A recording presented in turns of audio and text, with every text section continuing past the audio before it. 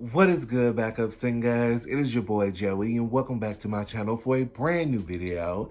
If you guys are new here, that means you are not a backup singer, and we need to fix that, honey. Today, all you gotta do is go ahead and smash that subscribe button, as well as hit that bell to be notified when I upload brand new videos like this.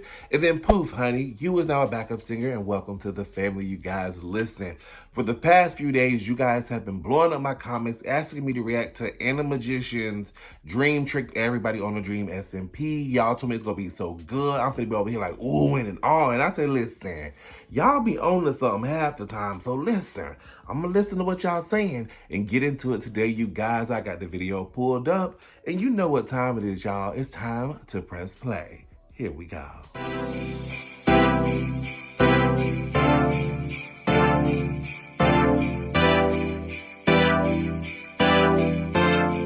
Alrighty, you guys, I got the video pulled up, and I'm pressing play.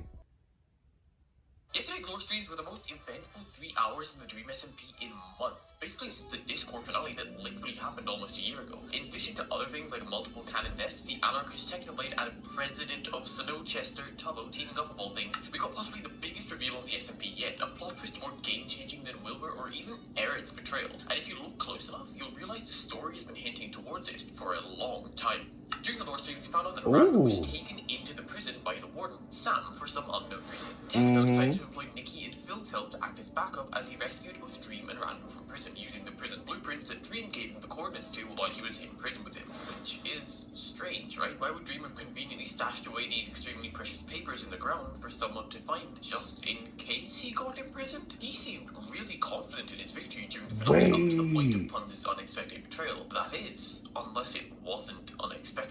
Back to the rest of the breakup, Techno successfully rescues the green Teletubby as a favor, a random guy cosplaying as Sonic the Hedgehog, and The green Teletubby. You know, Enderman.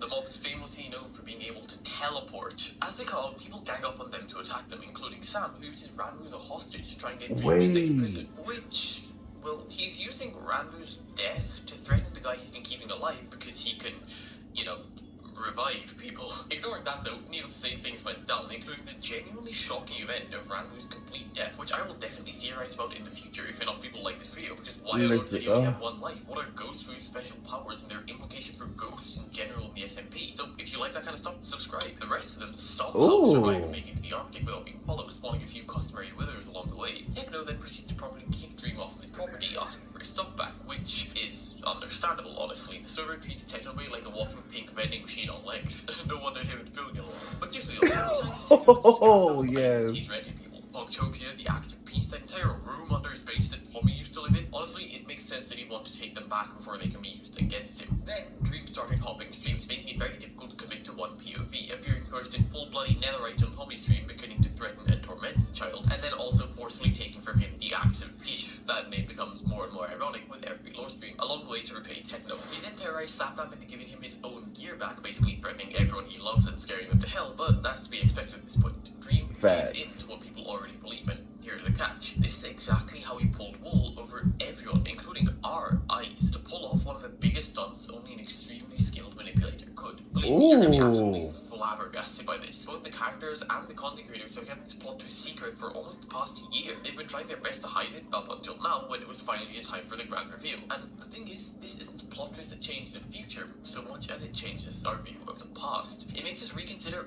everything we know about the Dream SMP lore and breaks all expectations for what may happen soon. Okay, so remember when Dream commissioned the prison, him and Sam worked relentlessly on this building that could permanently house anyone with pretty much no chance at escape. Unless you knew about literally the one weakness only Sam and Dream were aware of. It did not have the best conditions for the prisoner. It would isolate them, feed them the bare minimum to survive, and not even let them see the sunlight, because apparently Dream deemed it too much of a security flaw. To be fair though, not seeing the sun is pretty normal for the average Dream SMP viewer. We didn't know who the prison was meant for until a bunch of things started happening in quick succession. First, Dream blew up Levanberg with a bunch of anarchists, successfully pissing off the people who had already disliked him to a whole other level. After this, the criminal invited Tommy and Tubbo to one final fight, and it was really dramatic. With his stereotypical maniacal laughter, the children's imminent death throughout the fight, it really seemed like Dream had gone insane. Then, after he decided he had mocked and terrified them enough, he led them down into a giant evil vault containing everyone's possessions. Well, nearly everyone's. It really was just the people he interacted with. Some of them didn't even have any material attachments, so the quality of this plan was truly dubious. Like, it was astronomically dumb. No,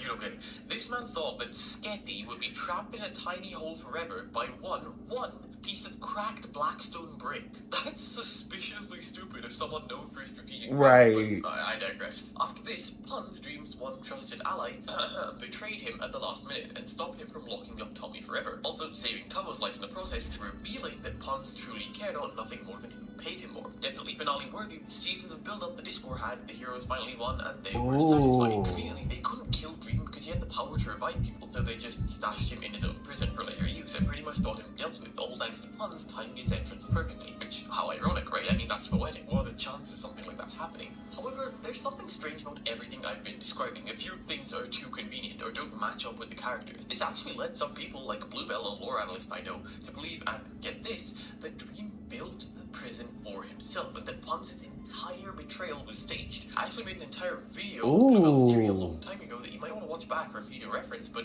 in short, some characters had said some rather suspicious things that might be taken as foreshadowing. Holy shit! It sounds weirdly too perfect, I'll be honest. The prison, it wasn't meant for you originally, but now it is. Who was it meant for originally? You don't need to know.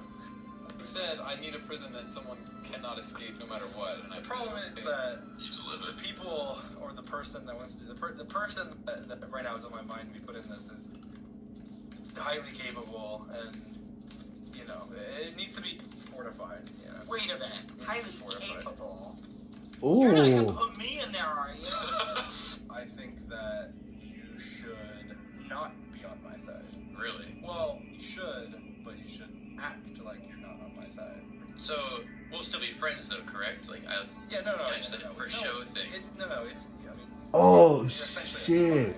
But that can always be chalked up to just amateur writing. After all, from a narrative perspective, it's the perfect story. But that's the most telling thing of all. The dream is I like the way Animagician break things down. About a group of characters acting based on their differing goals and methods of achieving them. It is not a perfect story. Still, until today's stream, this was all speculation. We didn't know this for sure. Most people either weren't aware or strongly disagreed, and those who did think so were few and not all that confident either. In yesterday's stream, however, this was all confirmed to be true. Right after he left Technowave, Dream went to meet up with Puns, the person who would allegedly betrayed him, the person who he should hate the absolute most, who just gave him armor and resources to continue his plan, since the only hitch in their plan was it lasting a little longer than expected. Puns revealed that he was still as loyal to Dream as he was during the first war against Lavember. And if that is not enough confirmation for you, get this. Puns, Dream! Yes! Long time Let's no go. see, buddy! I thought the plan was to meet you here ages ago. I've been waiting for so long. Yeah, I brought the gear. I figured you'd probably need some getting out of there.